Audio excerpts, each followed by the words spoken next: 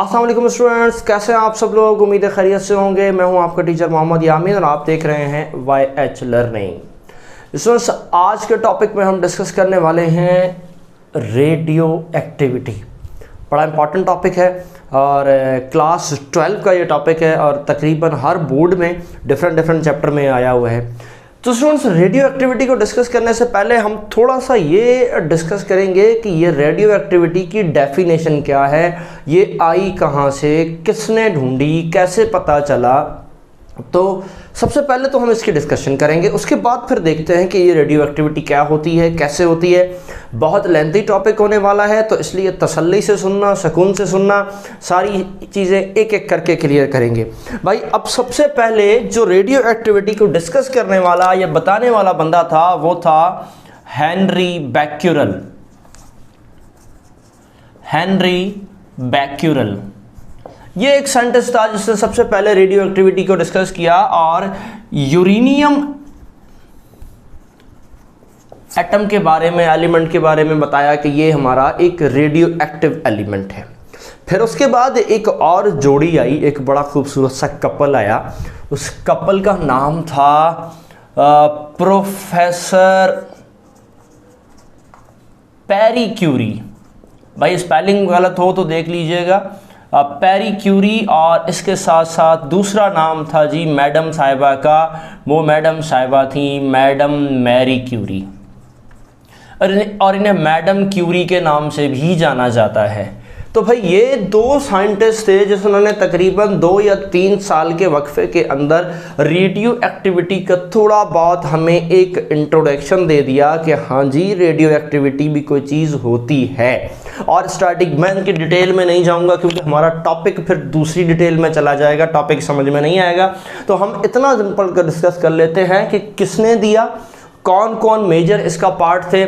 तो भाई, ये मेजर पार्ट हमारे पास थे हेनरी बैक्यूरेल साहब और दूसरे थे जनाब प्रोफेसर क्यूरी और मैडम क्यूरी। अब मैं आपको इस पे मज़े की चीज़ बताऊं कि सबसे ज़्यादा जो सीनियर थी वो मैडम क्यूरी थी और जो जूनियर थे वो प्रोफेसर क्यूरी थे। इसका मतलब ये हो सकता है कि वाइफ भी जो है वो सीनियर हो सकती हैं। हाँ, तो चलें जी आगे चलते हैं। अब है क्या, इसको हमने डिफ़ाइन करना है। तो अब जी डिफ़ाइन करने चलते हैं किसको, रेडियो एक्टिविटी को। सबसे पहली चीज़, अब हमारे दिमाग में रेडियो की बात आ रही है तो यानी पुराने ज़माने में लोग गाने सुनते होंगे तो हम क्या उसको रेडियो एक्टिविटी कहते हैं। ऐसा नहीं है, बल्कि ऐसा है कि स्पॉन्टेनियस डिसइंटीग्रेशन कहते हैं इसको। स्पॉन्टेनियस डिसइंटीग्रेशन ऑफ हैवी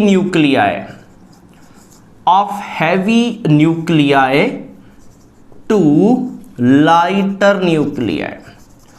भाई, ये मैं पूरा एक एक चीज़ समझाऊंगा, लिख के ज़रा हौसला रखना। सबसे पहली बात कि भाई स्पॉन्टेनियस का मतलब क्या होता है। स्पॉन्टेनियस का मतलब खुद से हो जाना, खुद कुछ ना कोई ऐसा काम जो खुद से होता है। याद करो, इस एटॉमिक स्पेक्ट्रम में आप लोगों ने पढ़ा होगा स्पॉन्टेनियस इमिशन, तो इसके अंदर भी स्पॉन्टेनियस डिसइंटीग्रेशन होती है। इसका मतलब यह है खुद से होती है।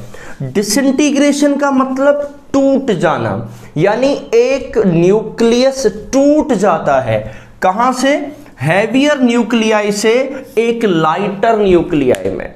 यानी एक हैवी न्यूक्लियस हमारे पास होगा, वो टूटेगा और टूट के एक छोटा न्यूक्लियाई बन जाएगा। लेकिन सर ऐसा होता क्यों है?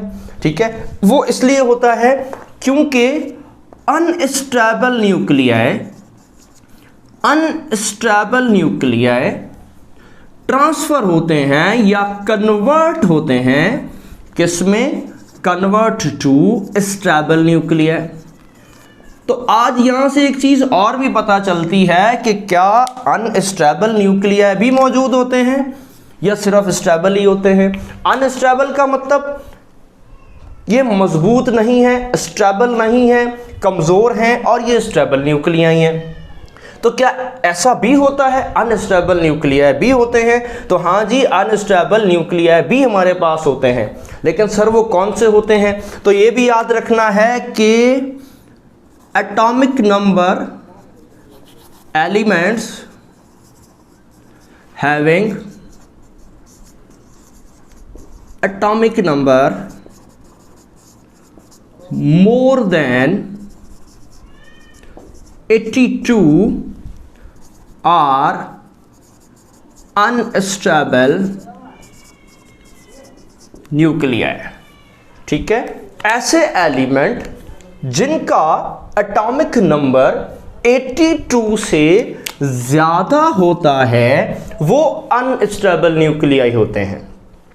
तो सर इसकी क्या वजह है कि ये अनस्टेबल न्यूक्लियाई होते हैं? इसकी क्या वजह है कि ये क्यों डिसइंटीग्रेट होते हैं, क्यों टूटते हैं? 82 से कम वाले क्यों नहीं टूटते, 82 और 82 से ज़्यादा वाले क्यों टूटते हैं? तो उसको हम थोड़ा यहाँ पे समझते हैं। मानो कि हमारे पास एक एटम है, उस एटम के पास 2 न्यूट्रॉन हैं, 2 प्रोटॉन हैं। ठीक है, अब सबसे पहली बात कि इसको किसने काबू कर रखा है, क्योंकि ये पॉजिटिव पॉजिटिव तो एक दूसरे को रिपेल करते हैं, तो फिर इसको किसने काबू किया है? तो ये बात आप लास्ट टॉपिक में पहले पढ़कर भी आए हो, मैं इस पर वीडियो भी बनाऊंगा। ये हमारी पास बाइंडिंग फोर्सेस होती हैं, जिसको क्या कहा जाता है, न्यूक्लियर बाइंडिंग फोर्सेस होती हैं। तो क्या होता है कि ये एटम आपस में टूटता इसलिए नहीं है, ये न्यूक्लियर इसलिए नहीं टूटता क्योंकि इस पॉजिटिव पॉजिटिव न्यूट्रॉन पूरे न्यूक्लियस को काबू करने के लिए न्यूक्लियर बाइंडिंग फोर्सेस होती हैं। अब ये 2 प्रोटॉन हैं, एक बनाता हूं जिसके पास 1 2 3 4 5 6, इसके पास 6 प्रोटॉन है। न्यूट्रॉन कितने भी हो सकते हैं लेकिन इसके पास 6 प्रोटॉन है, इसका मतलब शायद ये कार्बन होगा। इसी तरह और बढ़ते हैं, 7 proton 7 atomic number, 8 proton 8 atomic number, 9 proton 9 atomic number, 10 proton 10 atomic number, 50 proton 50 atomic number, 80 proton इसका मतलब एटॉमिक नंबर, Z का मतलब होता है एटॉमिक नंबर कितना, 80।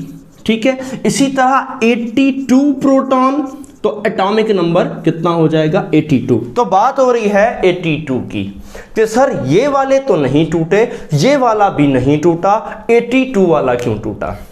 देखो, एक बड़ा न्यूक्लियस बनाते हैं जिसमें समझ लो बहुत सारे प्रोटॉन्स हैं। मान लेते हैं 82 तो नहीं है, हम तो नहीं बनाते, लेकिन मानते हैं 82 या 82 से ज़्यादा वाला है। तो जब ये न्यूक्लियस होता है, इसमें दूसरे तो न्यूट्रॉन्स होते हैं, तो जैसे जैसे नंबर ऑफ प्रोटॉन बढ़ते रहेंगे वैसे वैसे electrostatic repulsion between the positive charges बढ़ती रहेगी। दोबारा रिपीट कर रहा हूं, आपको मालूम है कि ये पॉजिटिव चार्ज, ये पॉजिटिव प्रोटॉन इसको रिपेल करेगा, ये इसको करेगा, ये इसको करेगा, ये इसको करेगा, यानी ये सारे के सारे क्या करते रहेंगे, आपस के अंदर इनकी रिपल्जन क्या होती रहेगी, इंक्रीज होती रहेगी। जब इनकी रिपल्जन इंक्रीज हो जाएगी तो फिर हम ऐसा लिख सकते हैं कि इलेक्ट्रोस्टैटिक रिपल्जन जो है वो ओवरकम कर जाएगी। ओवरकम का मतलब ज्यादा हो जाएगी, किससे, न्यूक्लियर बाइंडिंग फोर्सेस से। न्यूक्लियर बाइंडिंग फोर्सेस से, ये बात बड़ी काम की बात बता रहा हूं।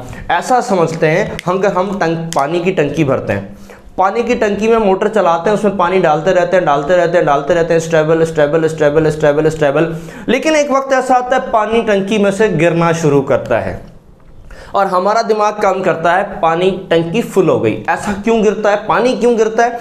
क्योंकि एक लेवल होता है, ऐसे करके आपने ना ऐसे सुनिएगा, ऐसे पाइप लगाया होता है, अब पानी यहाँ पहुँचता है, यहाँ पहुँचता है, यहाँ पहुँचता है। जब यहाँ पहुँचता है तो क्या होता है कि पानी इस पाइप के जरिए से गिरता है। अब पानी आप भरते रहते हो, पानी ऊपर हो जाता है, यहाँ तक चला जाता है।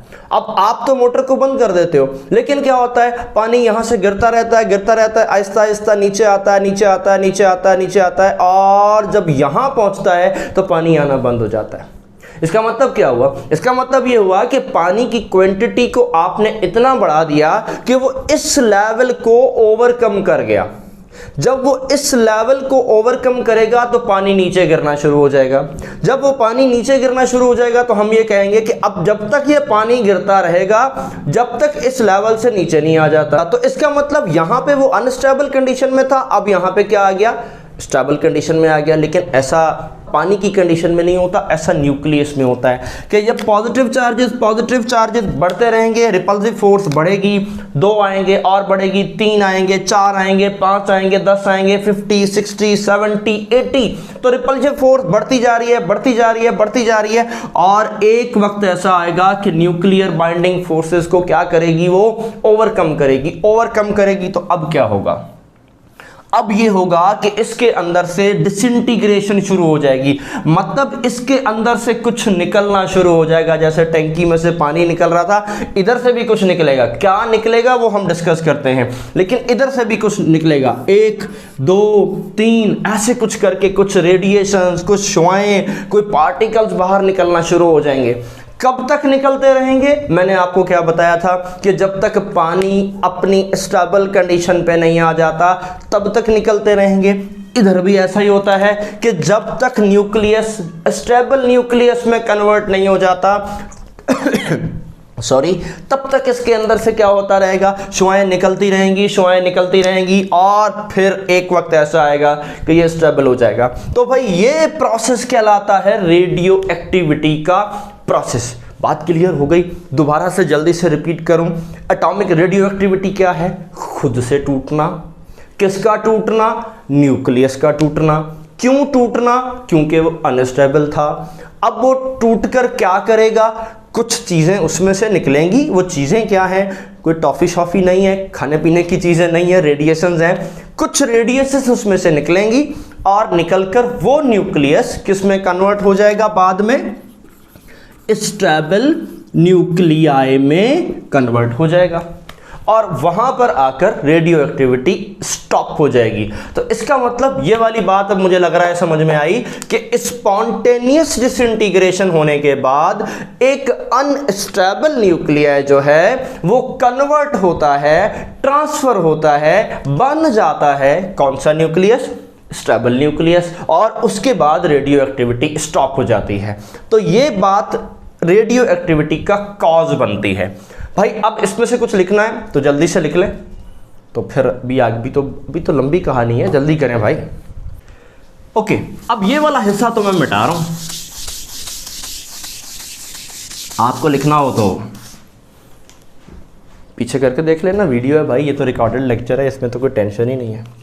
ठीक है, अब जनाब एक और साइंटिस्ट आया, नाम बड़ा सुना होगा, पिछले चैप्टर्स में भी सुनकर आए हो एटॉमिक स्पेक्ट्रा में, रदरफोर्ड भाईजान, है ना, बड़े ज़बरदस्त बंदे थे, इतने लॉ दिए लेकिन फिर कोई आता था उसके लॉ को कैंसिल कर देता था। अब के बार ऐसा नहीं है।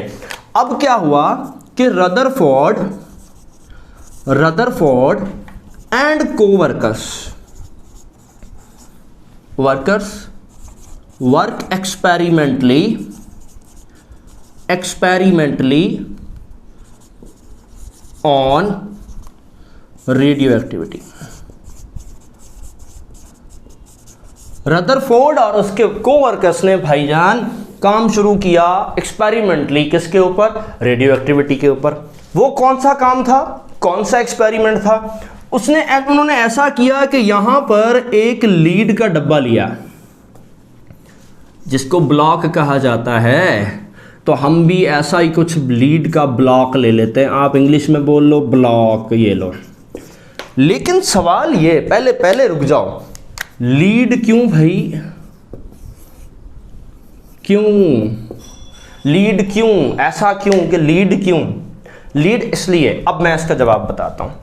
अगर मानो कि आपके पास ये, इसके अंदर, सुनते रहना, लीड की वजह बता रहा हूं पहले मैं, इसके अंदर मैं एक मटेरियल रखता हूं जो कि है radio active element. Radio active element मैंने बताया था ना कौन सा, 82 से नंबर ज़्यादा वाला, जो खुद से इंटीग्रेट हो सकता है, उसे क्या कहते हैं? Radio active element. लिख लो भाई, लिख लो, जो खुद से डिसइंटीग्रेट हो जाता है वो रेडियो एक्टिव एलिमेंट कहलाता है और उसका एटॉमिक नंबर 82 से ज़्यादा होता है। ठीक है, अब आ गया, अब ये रेडियो एक्टिव एलिमेंट खुद से डिसइंटीग्रेट हो रहा है, खुद से डिसइंटीग्रेट हो रहा है, तो यकीनन ये इसमें से इधर से भी रेस छोड़ेगा, इधर से भी छोड़ेगा, इधर से भी छोड़ेगा, इधर से भी छोड़ेगा।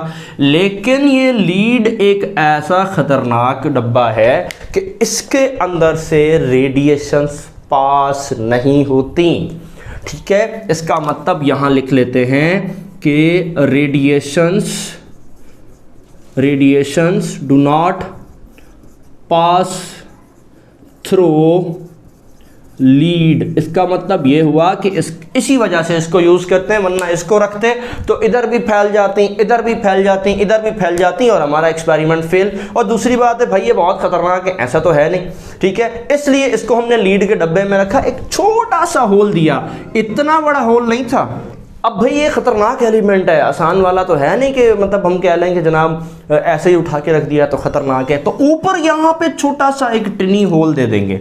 टिनी होल भाई इसलिए कि इसके अंदर से निकलें, बाकी जगह से ना निकलें। ऊपर यहाँ पे एक लगाएंगे, एक फोटोग्राफिक सॉरी मुझे लग रहा है प्लेट में आपकी स्क्रीन में नज़र नहीं आ रहा होगा, मैं नीचे कर लेता हूँ। मैंने ये बॉर्डर बनाया हुआ है भाई, वैसे बेफिक्र कर रहा हूँ। तो ये कहलाएगी क्या, फोटोग्राफिक फिल्म प्लेट। ये कैसी होती है, अरे वो जो आप एक्सरा वैक्सरा कराने जाते हो ना, तो वो जो आपको स्क्रीन मिलती है वो फोटोग्राफिक फिल्म प्लेट ही होती है, एक्सरा नहीं होता। एक्सरे तो उसके अंदर से जो बॉडी में से गुजरती हैं वो होती हैं। ठीक है ना, तो ये फोटोग्राफिक फिल्म प्लेट लगाई ताकि पता तो चले ना, क्योंकि ये तो नज़र नहीं आती, इनविजिबल रेडिएशंस होती हैं। ठीक है, ये रेडिएशंस कौन सी रेडिएशंस होती हैं, इनविजिबल होती हैं, तो नज़र तो नहीं आती। फिर क्या किया जाएगा, फिर फोटोग्राफिक फिल्म प्लेट लगाएंगे, पता तो लगे कौन सी किधर मुड़ी, कौन सी किधर मुड़ी। तो फिर एक काम यहाँ पे कर दिया हमने कि इस जगह पर हमने पॉजिटिव प्लेट लगाई और इस जगह पर हमने नेगेटिव प्लेट लगाई। ओ भाई ऐसा नहीं है, एक्सपेरिमेंट याद रखो, सर यामीन ने कहा था पॉजिटिव प्लेट इधर है नेगेटिव उधर है, और बुक में तो लिखा हुआ था पॉजिटिव इधर है नेगेटिव इधर है। अगर ऐसा हो तो गलत नहीं है, ये आपकी सोच के मुताबिक है। ठीक है, तो भाई इधर से कुछ रेडिएशंस निकली, तो एक तरह की रेडिएशन जो निकली वो तो सीधी चले गई, मुड़ी नहीं किसी तरह। दूसरी तरफ की जो रेडिएशंस आई वो आई कुछ ऐसे और फिर इधर मुड़ गई। तीसरी तरह की जो रेडिएशंस आई वो इधर मुड़ गई, और ये यहाँ से जुड़ेंगी नहीं, मैं अभी बता रहा हूँ, अलग कर लेना। ठीक है, इसको मैं अलग कर देता हूँ, पता लगे आप लोग भी फिगर के ऊपर ऊपर ऊपर से गुजार दो, अलग अलग होती हैं, सीधी सीधी चले जाती हैं। ठीक है, अब क्या हुआ, कुछ पॉजिटिव नेगेटिव की तरफ चले गई, कुछ पॉजिटिव की तरफ चले गई, और फिर यहाँ से हमें लॉजिक मिली। लॉजिक ये मिली कि भाई ये रेडिएशंस हैं, ये कुछ ना कुछ कैरी करके आ रही हैं, तभी तो ये पॉजिटिव की तरफ गई और तभी ये नेगेटिव की तरफ गई। इलेक्ट्रोस्टैटिक का फार्मूला याद कर लो, इलेक्ट्रोस्टैटिक में पढ़कर आए थे कि अगर कोई भी पॉजिटिव चार्ज होगा या कोई भी पॉजिटिव कोई चीज़ होगी तो वो नेगेटिव की तरफ जाएगी। इसका मतलब ये पॉजिटिव चार्ज कैरी करके आ रही थी, और फिर जब ये नेगेटिव की तरफ आई तो मतलब ये नेगेटिव, पॉजिटिव की तरफ आई तो मतलब ये नेगेटिव चार्ज कैरी करके आ रही थी, और ये सीधी चले गई। इसका मतलब ये कि इसके ऊपर कोई चार्ज नहीं था। ठीक हो गया, इसके ऊपर कोई भी चार्ज नहीं था। अब क्या हुआ, आखिर में जब इनकी कुछ बातें पता लगी, अभी बहुत कुछ है, तो भाई इसको हमने कहा कि ये है जी अल्फ़ा, और इसको ऐसे लिख देते हैं। इसको हमने कहा कि ये है जी बीटा, इसको कुछ ऐसे लिख देते हैं, और इसको हमने कहा कि ये है जी गामा, सॉरी ये है जी गामा, इसको हम ऐसे लिख देते हैं। गामा और मेरे नाम का थैम्बल तकरीबन मिलता जुलता ही है। ठीक है, तो ना याद आए तो मेरा नाम याद रख लेना। ठीक है, तो ये बन गया गामा। हाँ तो स्टूडेंट्स, अब यहाँ से हमने बातें शुरू की, और अब हम एक एक करके सबसे पहले अल्फ़ा को डिस्कस करेंगे, फिर बीटा को डिस्कस करेंगे, फिर गामा को डिस्कस करेंगे। अभी पार्टी ख़त्म नहीं हुई, उससे पहले मैं देख लूँ मेरी वीडियो सही चल भी रही है या नहीं। तो भाई ये क्या हम डिस्कस करने वाले हैं, अल्फ़ा रेडिएशंस। अल्फ़ा रेडिएशंस हम पढ़ने वाले हैं। तो इससे पहले मैं पहले वीडियो चेक करूँ, चल रही है भाई, चल रही है। ठीक है, अल्फ़ा रेडिएशन। भाई एक बात याद रखिएगा, बाकी बातें तो बाद में बताऊंगा, पहले तो आप लोग खुद बता सकते हो कि ये अल्फ़ा कहाँ जा रही है, नेगेटिव की तरफ। इसका मतलब alpha carries positive charge, positive charge, alpha carries positive charge. ठीक हो गया। कितना पॉजिटिव चार्ज है ये ब्रैकेट बनाता हूं, बाद में बताऊंगा। ठीक हो गया। थोड़ा और आगे चलते हैं। अल्फा के बारे में एक और बड़ी खतरनाक बात पता चली कि एक अल्फा जब निकलेगा, ठीक है, ऐसा बनाता हूं, इधर देखो, मानो ये न्यूक्लियस है, बहुत सारे न्यूट्रॉन, बहुत सारे प्रोटॉन, इधर जंग चल रही है स्टेबल और अनस्टेबल होने की। ठीक है, यहाँ से एक अल्फ़ा निकला, तो अल्फ़ा क्या लेकर निकला, अल्फ़ा में क्या था, मतलब कोई चीज़ आएगी उसमें क्या था, इस अल्फ़ा में था 2 प्रोटॉन और 2 न्यूट्रॉन। याद रखिएगा, अल्फ़ा में क्या था, 2 प्रोटॉन और 2 न्यूट्रॉन। तो इसका मतलब यहाँ पे आप लिख सकते हो कि alpha carries 2 proton and 2 neutron. ये पूरा लिख दूं, बाद में बोलोगे पता नहीं क्या हो गया। ठीक है, alpha carries 2 protons and 2 neutron. थोड़ा और आगे चलें। अगर ये 2 प्रोटॉन हैं तो इसका मतलब ये हुआ कि इसका एटॉमिक नंबर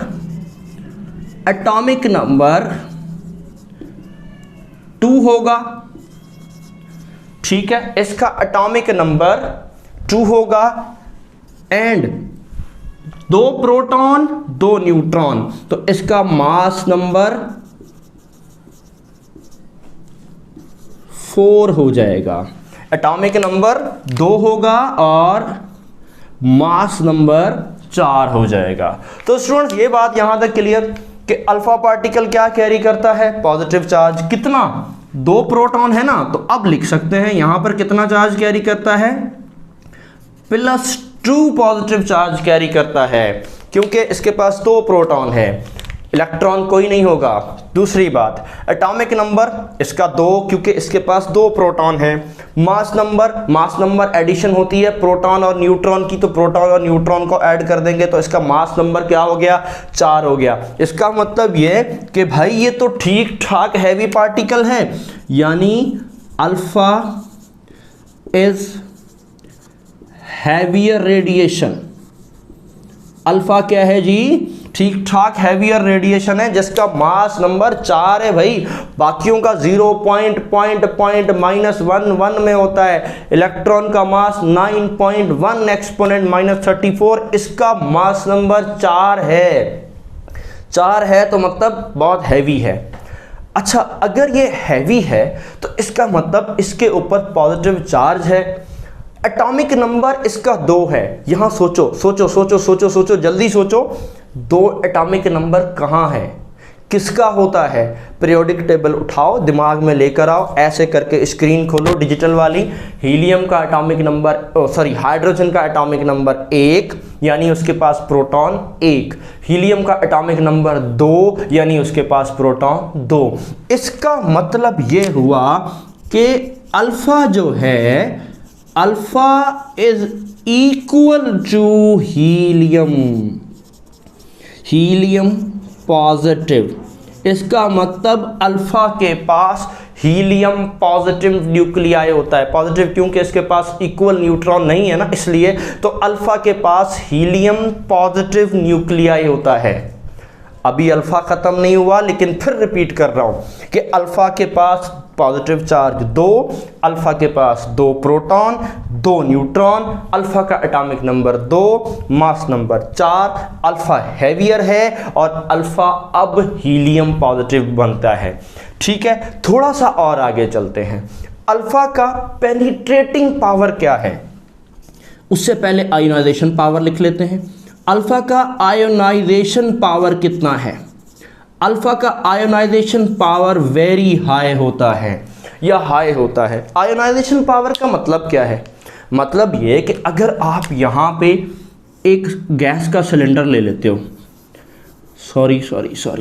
एक गैस का सिलेंडर ले लेते हो, ठीक है, और इसके अंदर कुछ गैस के एटम्स मॉलिक्यूल्स आप रख देते हो और यहाँ से अल्फा पार्टिकल फेंक देते हो, तो जैसे ही ये गैस के अंदर एंटर होने वाला है उसी वक्त ये क्या हो जाएगा, इस गैस को आयोनाइज कर देगा, आयोनाइज कर देगा। क्यों आयोनाइज कर देगा? क्योंकि इसके ऊपर खुद 2 प्रोटॉन्स हैं और जाते ही ये क्या, इसको क्या करेंगे, आयोनाइज कर देंगे, क्योंकि उसके पास पॉजिटिव चार्ज है। तो इसका आयोनाइजेशन पावर तो हो गया जनाब बहुत हाई। अब आ जाते हैं इसके पेनिट्रेटिंग पावर पे। पेनिट्रेटिंग पावर का मतलब क्या है? पहले तो पेनिट्रेटिंग को समझते हैं। ये पेनिट्रेटिंग पावर जो है ये लो होता है। ये पेनिट्रेटिंग पावर का मतलब क्या है? किसी चीज़ में से गुजर जाना। जैसा कि हम एक्सरे करवाने जाते हैं ना, तो हम हाथ रखते हैं, हमारे हाथ के गोश्त में से हमारी एक्सरेज गुजर जाती हैं। जैसा कि हम अल्ट्रासाउंड कराते हैं तो वो हमारी स्टमक में से हमारी गुजर जाती हैं, वो रेज गुजर जाती हैं। ऐसा ही कुछ रेज कागज़ के अंदर से गुजर जाती हैं, ऐसे ही कुछ रेज एल्यूमिनियम के अंदर से गुजर जाती हैं। तो इसको कहते हैं पेनिट्रेट करना। तो अल्फ़ा जो है ये बहुत लो पेनिट्रेट है। रीज़न क्या है इसका? रीज़न ये है क्योंकि ये एक तो पहली 2 रीज़न है इसके। एक तो ये हैवियर है, ठीक है जी, एक ये क्या है, हैवियर है, हैवी पार्टिकल है। दूसरा इसकी आयनाइजेशन पावर हाई है। याद रखिएगा जो पार्टिकल हैवी होगा उसका पेनिट्रेटिंग पावर लो होगा। याद रखिएगा जिसका आयनाइजेशन पावर हाई होगा उसका पेनिट्रेटिंग पावर लो होगा। ये बात आप लोगों ने याद रखनी है। अल्फ़ा अभी ख़त्म नहीं हुआ, चलते हैं हम अल्फ़ा पे। अब अल्फ़ा को पढ़ने के लिए भाई बोर्ड मेरा छोटा पड़ रहा है, यहाँ पे हम कंजूसी करते हैं थोड़ी सी। अब जी अल्फ़ा लेकर के आया था, याद रखना है ना, अल्फ़ा क्या लेकर आया था? अल्फ़ा आयनाइजेशन पावर हाई लेकर आया है, अल्फ़ा पेनिट्रेटिंग पावर लो लेकर आया है। लेकिन अल्फ़ा जो है मुझे लग रहा है नीचे लिखना पड़ेगा, अल्फ़ा जो है वो स्लो रेडिएशन है, स्लो रेडिएशन है। क्योंकि हैवी है इसलिए स्लो रेडिएशन है। ये रेडिएशन लिखा है भाई, इधर लिख देता हूँ, फिर बोलोगे सर पता नहीं क्या लिख देते हो। तो अल्फ़ा जो है जी स्लो रेडिएशन है। इसकी स्पीड कितनी है? 1/10 speed, 1/10 to 1/100th of the speed of light, यानी स्पीड ऑफ लाइट के 10 गुना कम या 100 गुना कम, 1/10 या 1/100th होती है। तो इसका मतलब बहुत ही स्लो पार्टिकल है। एक बात ज़रा सोचो, गौर से सोचना, बड़ी काम की चीज़ बता रहा हूँ। पहले आपने कहा आयनाइजेशन पावर नहीं है, हाई है, आयोनाइज होता है। फिर आपने उससे पहले कहा कि इसके पास पॉजिटिव चार्ज होता है। फिर आपने अब बोला कि ये तो चलता भी बहुत स्लो है, स्पीड ऑफ लाइट से चलता ही नहीं हुआ। तो फिर ये इलेक्ट्रोमैग्नेटिक रेडिएशन तो ना हुई, ऐसे ही है ना, ये इलेक्ट्रोमैग्नेटिक रेडिएशन तो ना हुई, बल्कि क्या हुआ, ये कुछ और हो गया। इलेक्ट्रोमैग्नेटिक रेडिएशन होने के लिए लाजमी है कि वो आयनाइज्ड ना हो, उसका आयनाइजेशन पावर बिल्कुल ना हो, उसकी speed compared to the speed of light हो, बिल्कुल करीब करीब हो या बराबर हो। इधर तो कुछ ऐसा नहीं है। इसका मतलब ये हुआ कि ये इलेक्ट्रोमैग्नेटिक रेडिएशन नहीं है। तो अल्फा जो है, alpha are not EM radiations. तो भाई क्लियर हो गई बात, अल्फा इलेक्ट्रोमैग्नेटिक रेडिएशन नहीं है। अब भाई जल्दी से लिख लें, अल्फा अभी रहता है, मैं एक कॉर्नर मिटाऊंगा, जब तक मैं देखूं मेरी वीडियो चल रही है, आप जब तक लिख लें फिर मैं मिटाता हूं। तो भाई ये साइड अब गई काम से, ठीक है जी, ये साइड तो गई अब काम से। आप चाहो तो उस तरफ से लिख लो, वरना रोक के लिख लो भाई, रिकॉर्डेड वीडियो है, भागता मैं कहीं नहीं हूँ। रिकॉर्डेड वीडियो में तो कोई नहीं भाग सकता कहीं पे आप लोगों से, है ना। पॉज करोगे तो आपके हुक्म पे सारे रुक जाएंगे, ठीक है। अल्फ़ा पार्टिकल, हाँ जी। अब अगर मानो कि इधर हम अल्फ़ा पार्टिकल की बात कर रहे थे, तो nucleus nucleus nucleus neutron neutron neutron proton proton proton proton, बहुत सारे बहुत सारे बहुत सारे बहुत सारे बहुत सारे बहुत सारे, ठीक है, यानी 82 से ज़्यादा। इसके अंदर से निकला एक अल्फ़ा, अल्फ़ा निकला तो पॉजिटिव चार्ज लेके निकला।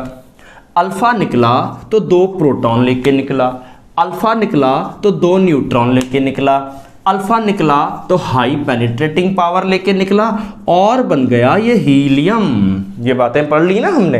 अब देखो 2 प्रोटॉन कहां से निकले हैं? इस न्यूक्लियस में से निकले हैं ना, तो इसका मतलब ये हुआ कि इस न्यूक्लियस में 2 प्रोटॉन कम हो जाएंगे। मान ले तो इस न्यूक्लियस को मैं X से लिख देता हूं। X मतलब कोई भी नाम, कोई भी जनरल फार्मूला X से लिख देता हूं। ये न्यूक्लियस का एटॉमिक नंबर पता नहीं क्या था, लेकिन Z था।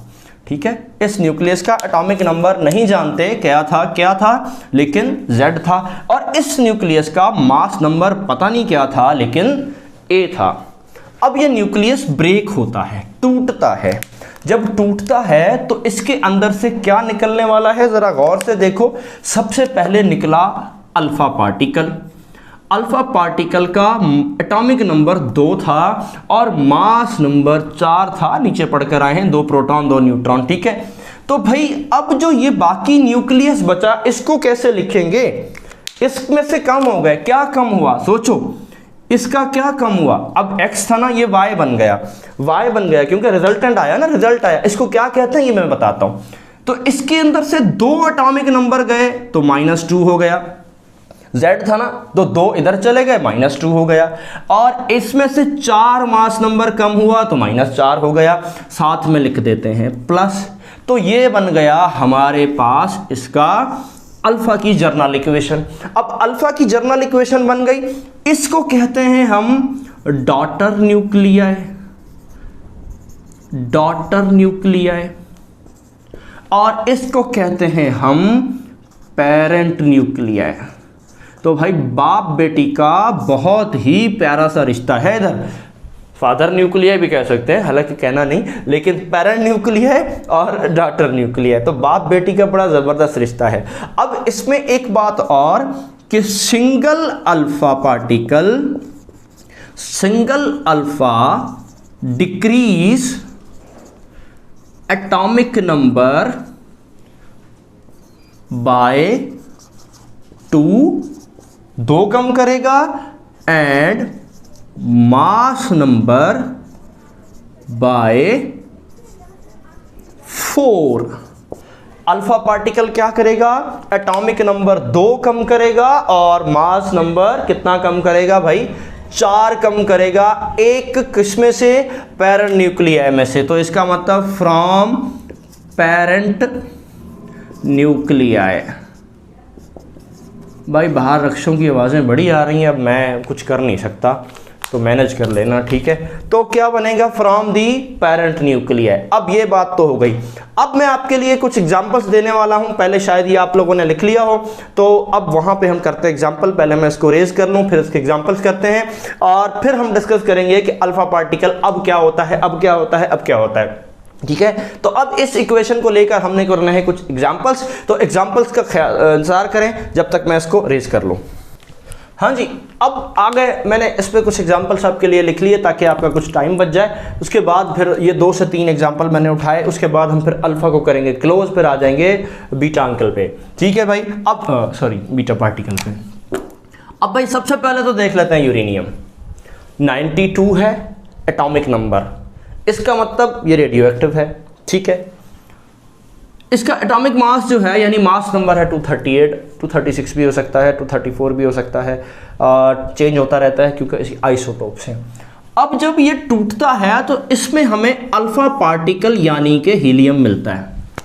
ठीक है, तो 4 गए यहाँ पे, 2 मास नंबर गया, एटॉमिक नंबर गया यहाँ पे। तो एटॉमिक नंबर देखो कितना कम हुआ है, 2 का 92 था, अब बन गया 90।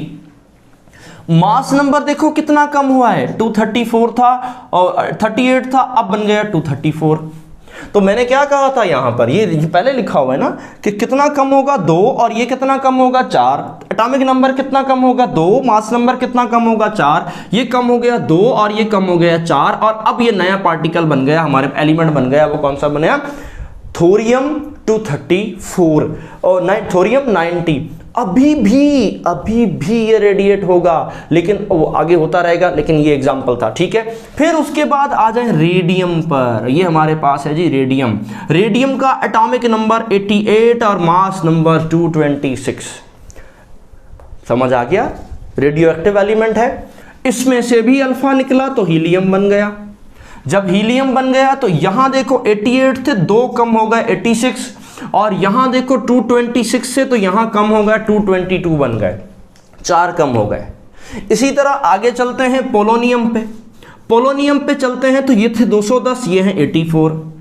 यहां पर फिर हमें अल्फा मिला, ठीक है। अल्फा मिला तो देखो क्या बना, ये हो गया 84 था, ये 82 बन गया, और ये 210 था तो ये बन गया 4 कम होकर कितना 206 बन गया, ठीक है। तो भाई ये थे कुछ एलिमेंट और ये थे कुछ पार्टिकल जिसकी हमने कुछ एग्जांपल्स लिए। बहुत सारे एग्जांपल्स हैं भाई, बहुत सारे आइसोटोप्स हैं। अब फिर किसी दिन प्रैक्टिस में करवाएंगे, लेकिन फिलहाल तो मैं इतना ही समझा सकता हूं क्योंकि हम पढ़ रहे हैं रेडियो एक्टिविटी रिएक्शन, नहीं पढ़ रहे, एग्जाम्पल पढ़ लिए थे। तो भाई अल्फा पार्टिकल खल्लास, इससे ज़्यादा नहीं पढ़ना।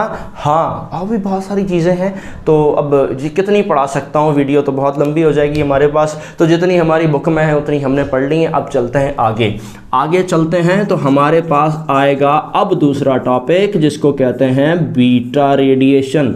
पार्टिकल नहीं लिखना, हम नाराज़ हो जाएंगे हम। Beta radiation. अब बीटा रेडिएशन में 2 तरह की चीज़ें आती हैं। बीटा रेडिएशन बीटा नेगेटिव भी होता है और बीटा पॉजिटिव भी होता है। दोनों हैरानकुन बातें हैं, दोनों ही हैरानकुन बातें हैं। चलो इसको तो बाद में डिस्कस करते हैं, पहले इसको डिस्कस करते हैं। नेगेटिव है, नेगेटिव का मतलब भाई कुछ भी कर लो, जिस चीज़ के ऊपर नेगेटिव लगा हुआ है आप समझदार हो कि वो क्या है, नेगेटिव चार्ज है। नेगेटिव चार्ज है तो मतलब उसमें कोई ना कोई इलेक्ट्रॉन का अमल दखल है। गौर से सोच लो कि कभी भी अगर किसी चीज़ के ऊपर नेगेटिव चार्ज है तो इसका मतलब उसके ऊपर इलेक्ट्रॉन का अमल दखल है। तो इस नेगेटिव को हम कहते हैं high energy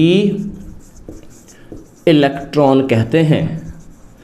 high energy electron कहते हैं क्योंकि ये न्यूक्लियस में से निकल रहा है। 1 मिनट, दोबारा रिपीट करूं, न्यूक्लियस में से निकल रहा है। अभी भी समझ नहीं आया, फिर रिपीट करूं, न्यूक्लियस में से निकल रहा है। अभी भी समझ नहीं आया ना?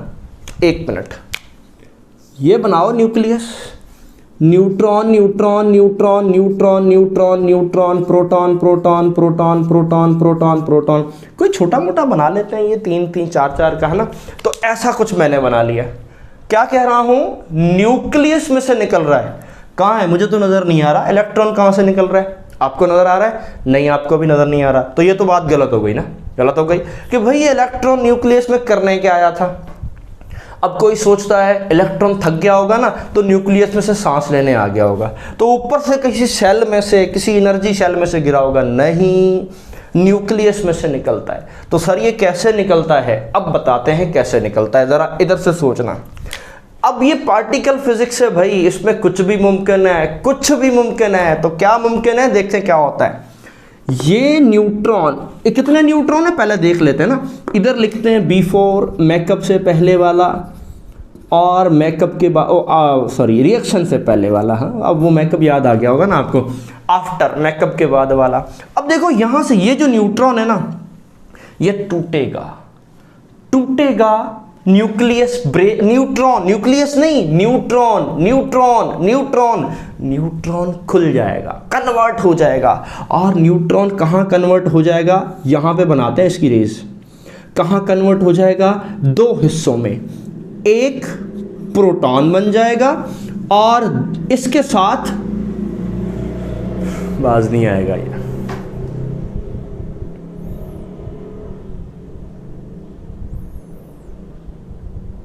एक प्रोटॉन बन जाएगा और इसके साथ एक इलेक्ट्रॉन बन जाएगा। यानी एक न्यूट्रॉन के 2 हिस्से हो गए, समझ लो। न्यूट्रॉन्स में से इलेक्ट्रॉन बाहर निकल गया और प्रोटॉन इधर ही रहेगा। भाई ऐसा क्यों हुआ सर? ऐसा इसलिए हुआ कि देखो, न्यूट्रॉन में से जब इलेक्ट्रॉन निकला, बना और प्रोटॉन बना, तो प्रोटॉन का तो घर ही न्यूक्लियस है, उससे तो रहना ही वहां पर है, तो वो तो वहीं पर मौजूद है। ठीक है। और अगर इलेक्ट्रॉन बना तो इलेक्ट्रॉन को तो कोई न्यूक्लियस में बर्दाश्त नहीं करेगा, क्योंकि वो तो खारजी तबके में से हो गया है ना, बाहर से कहीं आया। तो क्या हुआ कि इलेक्ट्रॉन में से तो कोई बर्दाश्त नहीं करेगा, इलेक्ट्रॉन में से कोई बर्दाश्त नहीं करेगा, इलेक्ट्रॉन को तो निकाल के किक पड़ेगी, इलेक्ट्रॉन बाहर निकलेगा और ये इलेक्ट्रॉन कहलाएगा बीटा नेगेटिव। क्या कहलाएगा? Beta negative. तो ये प्रोटॉन कहाँ जाएगा? प्रोटॉन इधर ही अपने वाले दोस्तों के पास आ जाएगा। अब देखो जरा क्या हो रहा है, पहले गौर से सोचो। 1 2 3 4 5 6, तो 6 न्यूट्रॉन थे, ये B4 लिख रहा हूं। 1 2 3 4 5 6 प्रोटॉन थे, ठीक है। एटॉमिक नंबर, मास नंबर कितना हुआ इसका भाई? पहले तो देख लेते, मास नंबर कितना हो गया? जितना ये था, तो ये किसके बराबर है? मास नंबर के बराबर भी है। मैं ऐसे लिख लेता हूं कि जितने प्रोटॉन उतना ही क्या होगा? Mass number. और एटॉमिक नंबर, मास नंबर कितना होगा? इन दोनों को ऐड करो, 6 + 6 कितने हो जाएंगे? 12। अरे ये तो कार्बन बन गया, लेकिन मानना नहीं ये कार्बन है, ठीक है। तो ये लड़ाई हो जाएगी। कार्बन कहता है मैं ऐसे नहीं करता, मैं तो स्टेबल हूं, ठीक है। तो हम तो एग्जाम्पल के तौर पर ले रहे हैं, वरना कार्बन नाराज हो जाएगा। आफ्टर में आओ, आफ्टर में आओ तो देखो न्यूट्रॉन कितने हैं। ये है आफ्टर। आफ्टर में ये तो गया ना, ये गया, इसका किस्सा खत्म। 1 2 3 4 5, ओए होए, 1 न्यूट्रॉन कम हो गया। 1 2 3 4 5 6 7, ओए ये कुछ चेंज हो गया। प्रोटॉन नंबर कितने हो गए? 7 हो गए। इसका मतलब एटॉमिक नंबर पहले 6 था और अब कन्वर्ट हो गए 7 हो गया। न्यूट्रॉन पहले 6 थे, एक कम होके 5 हो गया। अच्छा रुको, मास नंबर भी देख ले। A = मास नंबर किधर है, जरा गौर से सोचो। ये 5, ये 7, मास नंबर चेंज नहीं हो रहा, मास नंबर चेंज नहीं हो रहा। तो भाई इस कहानी के अंदर कौन से में? बीटा नेगेटिव में। बीटा नेगेटिव में एक न्यूट्रॉन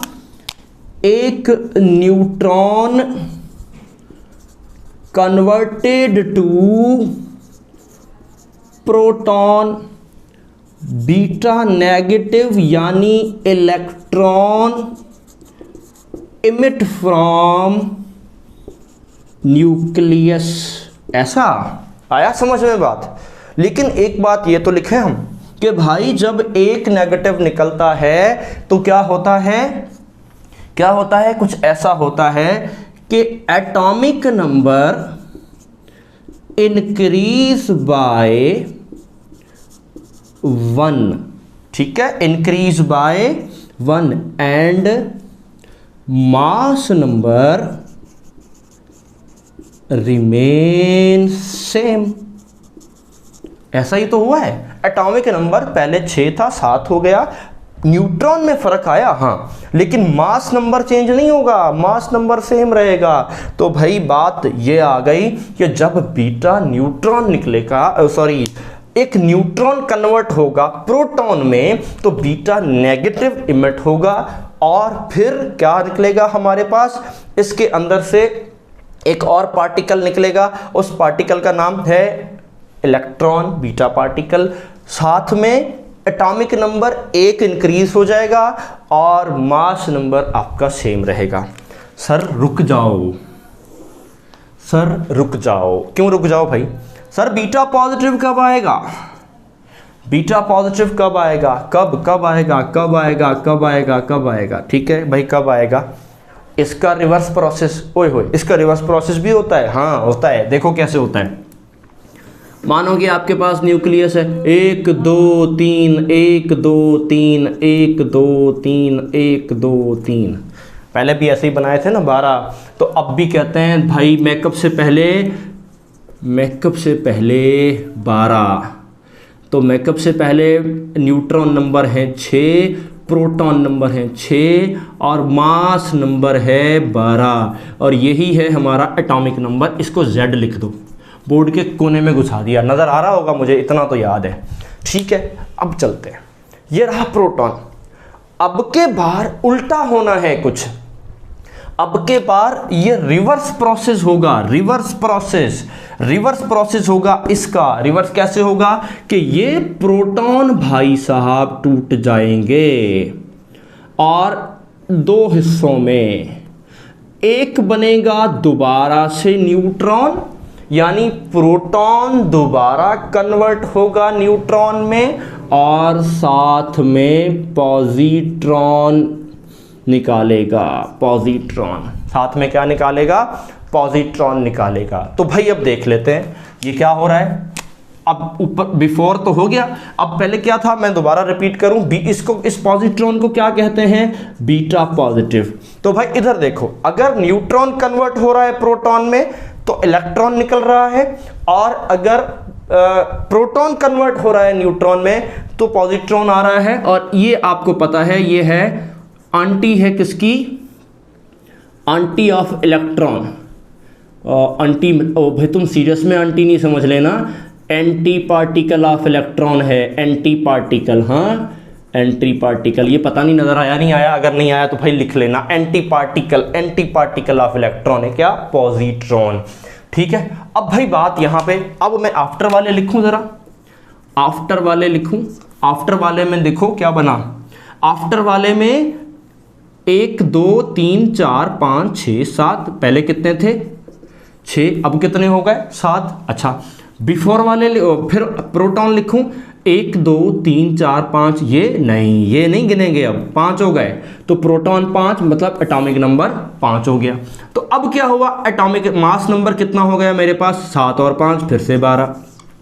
तो भाई पॉजिट्रॉन जब आपका मिलेगा यानी बीटा पॉजिटिव मिलेगा तो क्या होगा? एटॉमिक नंबर, ओ भाई स्पेलिंग कुछ गलती ज़्यादा ही गलत हो रही है, atomic number decrease by 1 and mass number remain same. Atomic number decrease by 1 and mass number remain same. तो भाई क्लियर हुआ। अब इनकी इक्वेशन बनाते हैं ना, ज़रा और ज़्यादा क्लियर हो जाएगा। हाँ जी, अब वो देखेंगे, ये पढ़ लिया। अब हम चलते हैं दोबारा बीटा नेगेटिव के लिए इक्वेशन बनाने। भाई ये था अब्बा न्यूक्लियाई, जिसको ए कहते हैं, पेरेंट न्यूक्लियाई। यहाँ से बनेगा डॉटर न्यूक्लियाई, इधर निकलेगा बीटा नेगेटिव। अब इसके मुताबिक देखो क्या होता है। इसके मुताबिक ये होता है कि आपका एटॉमिक नंबर इंक्रीज बाय 1, ये लिखा मैंने इंक्रीज बाय 1, ज़रा मैं बता दूं ना, ये देखो इंक्रीज बाय 1 एटॉमिक नंबर 1 बढ़ता है और मास नंबर सेम रहता है। ठीक है, यहाँ से बीटा नेगेटिव इमिट होता है। लेकिन ये कहानी यहाँ ख़त्म नहीं होती, इसके साथ साथ एक एंटी पार्टिकल भी निकलेगा और वो होगा एंटी न्यूट्रिनो। ये क्या है? उसकी जो बार का मतलब है, इसका मतलब है एंटी, और ये सिंबल किसका है? न्यूट्रिनो का। तो ये पार्टिकल क्या कहलाता है? Anti neutrino. ठीक है, ये एंटी पार्टिकल है किसका? एंटी पार्टिकल है किसका? न्यूट्रिनो का। न्यूट्रिनो एक पार्टिकल है, सब एटॉमिक पार्टिकल है किसका?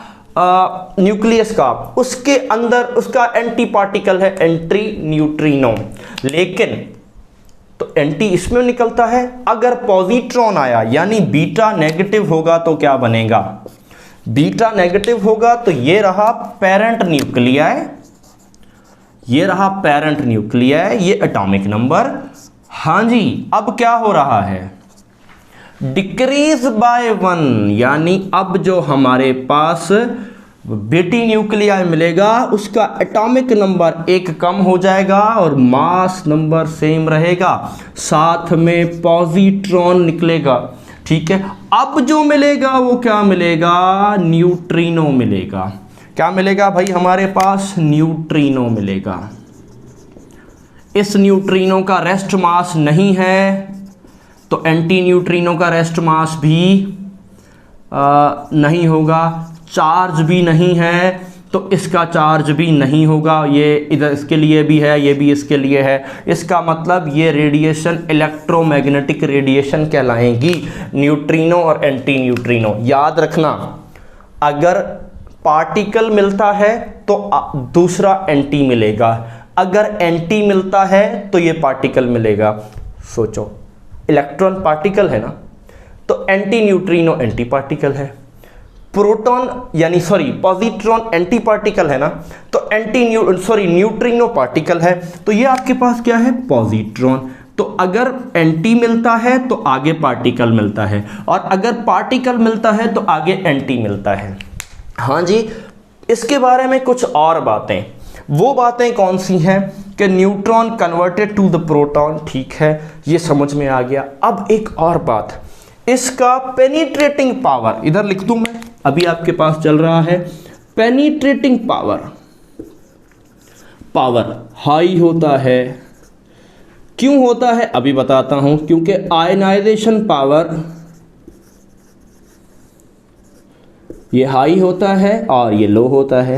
बता दिया था मैंने, पेनिट्रेटिंग पावर अगर हाई होगा तो आयनाइजेशन पावर लो होगा, और आयनाइजेशन पावर हाई होगा तो पेनिट्रेटिंग पावर लो होगा। दूसरी बात भी बताई थी मैंने, ये लाइटर है, लाइटर रेडिएशंस हैं, क्योंकि इसमें सिर्फ एक इलेक्ट्रॉन है, वहां पर 2 प्रोटॉन 2 न्यूट्रॉन, और एक प्रोटॉन एक इलेक्ट्रॉन से 1836 टाइम्स बड़ा है। Multiply by 2 multiply by 3 multiply by 4, तो कितना बड़ा हो गया ये, ठीक है। उसके बाद हाँ, not electromagnetic radiation, electromagnetic radiation ये भी नहीं है, क्योंकि इसके पास चार्ज है। इलेक्ट्रोमैग्नेटिक रेडिएशन के पास चार्ज नहीं होता, तो इलेक्ट्रोमैग्नेटिक रेडिएशन ये भी नहीं है।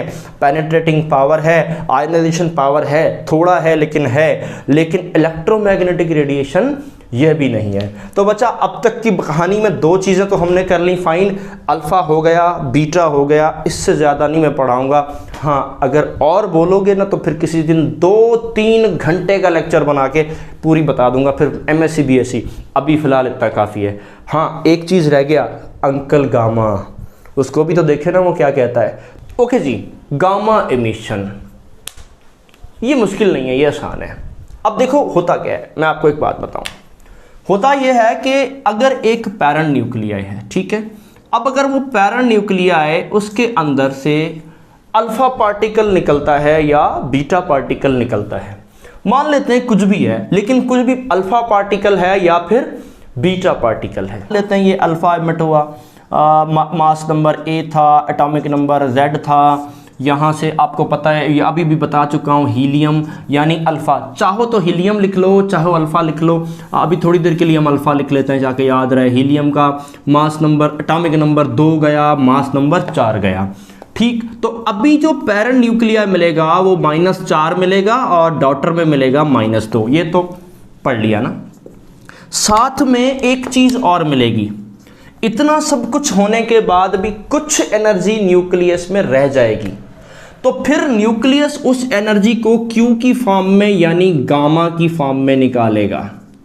कुछ एनर्जी न्यूक्लियस में रह जाएगी, जो कि किस फॉर्म में निकलेगा, गामा रेडिएशन। अब मैं बार बार बता रहा हूं, एनर्जी रह जाएगी, एनर्जी रह जाएगी, मतलब अभी बताता हूं कुछ चीजें। माने कि अगर इसके अंदर से बीटा इमिट होता है, ए Z, अब बीटा नेगेटिव इमिट होता है, बीटा नेगेटिव इमिट होगा तो मास नंबर सेम रहेगा और एटॉमिक नंबर 1 बढ़ जाएगा, सही है ना। और साथ में बीटा नेगेटिव, साथ में न्यूट्रिनो, एंटी न्यूट्रिनो, पिछली वीडियो देख लें, पिछला स्टेप बोर्ड देख लें। साथ में अभी भी इसमें एनर्जी रह जाएगी, और वो जो एनर्जी रह जाएगी वो किस में निकलेगी, गामा रेडिएशंस में, ठीक है। फिर उसके बाद अगर मैं पॉजिट्रॉन की बात करता हूं तो देखो, एटॉमिक नंबर A था, मास नंबर Z था। पेरेंट न्यूक्लियाई में, डॉटर न्यूक्लियाई में मास नंबर सेम रहेगा, एटॉमिक नंबर 1 कम हो जाएगा, तो ये मिलेगा आपके पास क्या, पॉजिट्रॉन। इधर मिलेगा सिर्फ न्यूट्रिनो और साथ में फिर से गामा रेडिएशन। तो ये जो एनर्जी है ना, ये जो एनर्जी रह जाती है, अब ये एनर्जी किसके अंदर है, किस फॉर्म में निकलती है, ये एनर्जी निकलती है गामा रेडिएशंस की फॉर्म में। इसका मतलब गामा रेडिएशंस जो हैं वो हमारे पास एनर्जी है, सिर्फ क्या है, एनर्जी है, कोई इलेक्ट्रॉन नहीं, कोई प्रोटॉन नहीं। इसका मतलब गामा रेडिएशन के ऊपर नो चार्ज। बात समझ आ गई? इसका मतलब गामा रेडिएशन का नो मास। ओहो, ये बातें तो समझ में आ रही हैं। जिसका चार्ज नहीं होता, जिसका मास नहीं होता, रेस्ट मास नहीं होता, इसको ऐसा कर देता हूँ रेस्ट मास। ओ भाई, तेज़ चलेगा तो कुछ ना कुछ मास हो जाएगा ना, ये तो आप 70 पढ़ के आए हो। तो रेस्ट मास नहीं होता। अगर रेस्ट मास नहीं होता तो फिर इसका मतलब इलेक्ट्रोमैग्नेटिक रेडिएशन है, ठीक है ना।